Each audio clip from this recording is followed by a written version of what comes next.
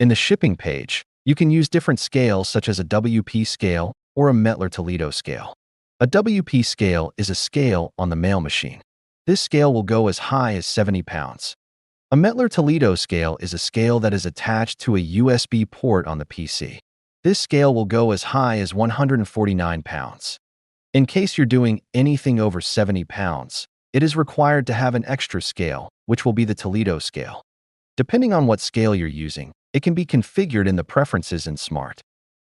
You can see what scale is attached to the system by going to the drop-down next to get weight under package detail. It will show me the BCA dashes, which tells me it is the Toledo scale. The Toledo scale is usually separated by dashes in the serial number.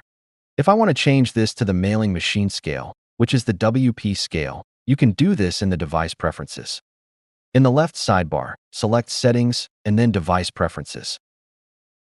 Under Scales, you have the option to select a scale. BCA dashes usually mean this is the Toledo scale. In order to select the mailing machine scale, click on the drop-down and select the serial number. Keep in mind that the serial number that you are selecting is actually from the base, not the scale. The device manager looks at the base in order to see the scale to report. Select the scale and press Save Configuration.